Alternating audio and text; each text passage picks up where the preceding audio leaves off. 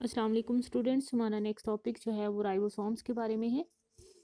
तो राइबोसोम्स जो हैं ये हमारे पास जो हैं these are present in both eukaryotic and prokaryotic cells. तो ये ग्रेन्युलर स्ट्रक्चर्स होती हैं, सेल के अंदर पाई जाती हैं। These are known as ribosomes. Ribosomes जो हैं इनकी डिस्कवरी कब हुई थी, डिस्कवर कब हुए थे? पैलेट ने 1955 के अंदर जो है इनको डिस्कवर किया था। अब राइबोसोम्स जो हैं, जब बच्चे हम इनकी कंपोजिशन के बारे में देखते हैं तो ये दो चीज़ों से बने हुए हैं, आरएनए और प्रोटीन्स के बने हुए हैं। ठीक है। इसकी कंपोजिशन जो है उसके अंदर बेसिकली दो चीज़ें ही प्रेजेंट है, विच इज़ वन जो है हमारे पास, फर्स्ट जो है आरएनए है, दूसरी चीज़ जो है वो कौन सी चीज़ है? प्रोटीन है। तो अब इसके अंदर चूंकि आरएनए है which is known as ribonucleic acid और साथ में प्रोटीन्स हैं, so we call it ribonucleoprotein particle. ठीक है।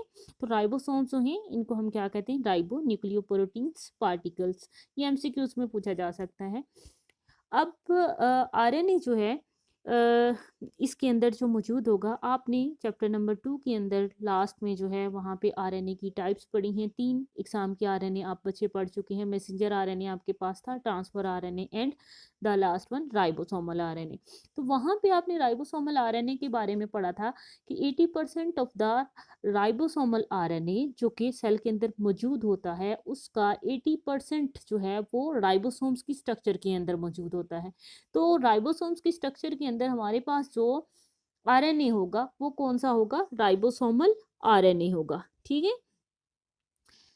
अब जो है राइबोसोम्स जो हैं इनकी अक्रेंस की जब हम बात करते हैं, मौजूदगी की बात करते हैं कि ये सेल के अंदर किस जगह पे होंगे, तो ये सेल के अंदर या तो फर्स्ट कंडीशन क्या है कि ये सेल के अंदर साइटोप्लाज्म में, उसके साइटोप्लाज्म के अंदर फ्रीली डिस्पर्स्ड है। ठीक है, साइटोप्लाज्म के अंदर मौजूद है।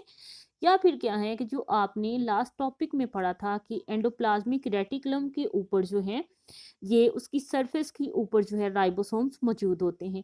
तो जब आप इसकी अक्रेंस के बारे में बात करेंगे तो हम ये कहेंगे कि ये सेल के साइटोप्लाज्म के अंदर जो है मौजूद हो सकते हैं, या फिर कहाँ पे मौजूद हो सकते हैं? जो आपने एंडोप्लाज्मिक रेटिकुलम के बारे में पढ़ा था उनके ऊपर मौजूद होंगे।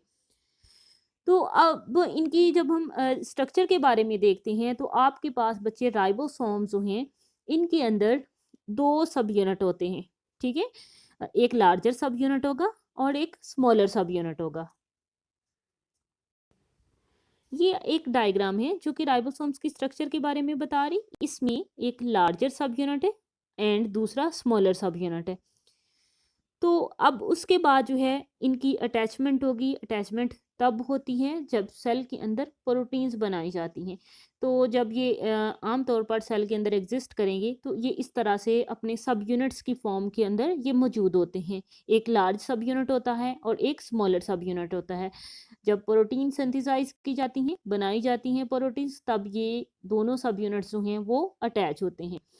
तो अब आप अगर आप देखें कि आपके पास इधर यूकेरियोटिक सेल है या फिर प्रोकैरियोटिक सेल है, उसके अंदर भी क्या होगा कि दोनों के अंदर दो दो सब यूनिट्स होंगे। हर राइबोसोम के दो सब यूनिट होंगे, लार्जर होगा और स्मॉलर सब यूनिट होगा। अटैच कब होगा? जब प्रोटीन्स बनानी है। इसके सब यूनिट्स का साइज हमारे पास है कि लार्जर सब यूनिट जो है वो 60s का स्वेडबर्ग यूनिट का नाम दिया गया हुआ है। 60s, एस जो है वो यूनिट को इंडिकेट करता है। तो अब जो बड़ा सब यूनिट 60s का है और स्मॉलर सब यूनिट कितने का है? 40s का। ये यूकेरियोटिक सेल की बात कर रहे हैं। जब अटैचमेंट हो जाती है, ठीक है, तो जो सब यूनिट पूरा जो वो उसका अटैचमेंट के बाद जो साइज बनेगा वो हमारे पास 80s का होगा।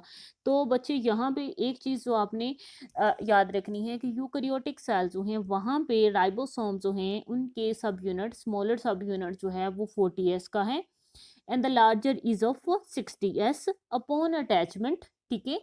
जब उनकी अटैचमेंट होती है तो फिर जो है वो उसका होल जो है उसका साइज जो है वो 80s बनता है।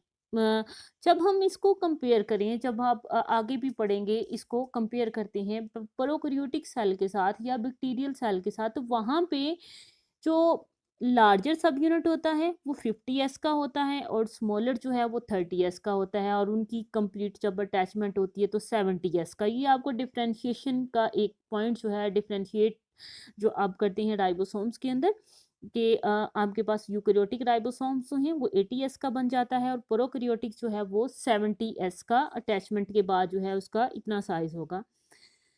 देन जो है इनकी अटैचमेंट जो है लार्जर सब यूनिट की स्मॉलर के साथ जो है ये होगी in the presence of magnesium ions. That means हमने अभी बात की थी कि स्मॉलर सब यूनिट के साथ लार्जर जो है ये अटैच होता है जब प्रोटीन्स बनानी है, तो दैट मीन्स उस वक्त जो है सेल के अंदर कौन सी चीज़ होनी ज़रूरी है, magnesium ions. This is also important for the MCQs. Okay, तो अब क्या है, हमने यहाँ पे राइबोसोम्स के बारे में बेसिकली बात की है, ठीक है। आपने ये पढ़ा है कि ये ग्रेन्यूल लाइक स्ट्रक्चर्स हैं। देन कंपोजिशन हमने पढ़ा, दो चीज़ें ही इसकी कंपोजिशन बना रही हैं, ठीक है। देन जो है बच्चे आपने इनकी अक्रेंस के बारे में पढ़ा, कहाँ पे मौजूद होंगे। Then the size of ribosomes, ठीक है, इसकी दो सब यूनिट्स होंगे, ठीक है। और देन जो है हम इसमें बात करते हैं कि लास्ट में जो बात है आपके पास क्या है कि the ribosomes are attached to the messenger RNA through smaller ribosomal subunit. तो आपके पास जो है जब मैसेंजर आरएनए के ऊपर राइबोसोम्स अटैच होंगे तो पहले उसका स्मॉलर सब यूनिट अटैच होगा, उसके बाद आकर उससे उसका जो है लार्जर सब यूनिट आगे अटैच होता है। देन हमारे पास जो है यहाँ पे स्ट्रक्चर दी हुई है जिसको हम कहते हैं polysome. A group of ribosomes attach to the messenger RNA is known as polysome. Structure को हम देखते हैं, यहाँ पे रेड में जो है आपके पास मैसेंजर आरएनए है। मैसेंजर आरएनए नाम इंडिकेट कर रहा है इसके पास इंफॉर्मेशन होती है प्रोटीन्स बनाने के लिए, ठीक है। अब इस आरएनए के ऊपर जो है सॉरी मैसेंजर आरएनए के ऊपर जो है राइबोसोमल सब यूनिट अटैच होंगे। सबसे पहले जो है अटैचमेंट होती है स्मॉलर सब यूनिट की, फिर उसके साथ जो है ऊपर आके बड़ा सब यूनिट अटैच हो जाता है। तो कंप्लीट कितने का बन जाएगा, 80 का, जो अभी आपने पढ़ा 80s का। तो उसके बाद जो है ये अभी हमने पढ़ा ये अटैचमेंट किसकी प्रेजेंस में होगी, मैग्नीशियम आयंस की मौजूदगी में होगी, ठीक है। देन जो है जब ये अटैचमेंट हो जाती है, ये राइबोसोम जो हैं ये मूव करते हैं इस मैसेंजर आरएनए के ऊपर, ठीक है, और प्रोटीन्स बन रही हैं ब्लू कलर की जो है पॉलीपेप्टाइड, जिसको हम कहते हैं ग्रोइंग अभी बन रही है, फिर कंप्लीट हो जाती है polypeptide. Poly means many, peptide amino acids के मिलने से जो चीज़ बन रही है। तो प्रोटीन्स बेसिकली यहाँ पे ये जो कंप्लीट प्रोटीन बन रही है ब्लूइश कलर में जो दिखाया गया है, ये प्रोटीन्स को दिखाया गया है। देन जब प्रोटीन कंप्लीट हो जाती है तो अगेन राइबोसोमल सब यूनिट्स जो हैं वो डिसोसिएट हो जाते हैं इनटू लार्जर एंड स्मॉलर सब यूनिट। तो इस स्ट्रक्चर के अंदर आप देख रहे हैं एक ही मैसेंजर आरएनए है, ठीक है, रेड कलर में जो शो किया गया है उसके ऊपर राइबोसोम जो हैं वो मैनी अटैच हैं। जब एक मैसेंजर आरएनए के ऊपर मैनी राइबोसोम्स अटैच होंगे तो this will be known as polysome, ठीक है। Poly mean many, some ribosomes, ठीक है। जब एक मैसेंजर आरएनए के ऊपर मैनी राइबोसोम्स अटैच हैं, this structure is known as polysome. Ribosomes की अटैचमेंट कहाँ पे होती है, at the start of messenger RNA, जो कि 5 एंड है। इसका 5 एंड जो है ये डिपिक्ट करता है जो शुगर का आप पढ़ते हैं 5 एंड, और इसी तरह से जो इसका 3 एंड है वो शुगर का जो 3 आपने पढ़ा हुआ है चैप्टर नंबर 2 के अंदर, ठीक है, वो 3 एंड इसका जो है वो इसका मैसेंजर आरएनए का होगा। तो बेसिकली यहाँ पे आपने पढ़ा है प्रोटीन्स कैसे बनती हैं, ठीक है। तो राइबोसोम्स जो हैं उसके सब यूनिट्स मैसेंजर आरएनए के ऊपर अटैच हो रहे हैं। देन ये आपके पास जो पूरी स्ट्रक्चर दिखाई गई है this is known as polysome.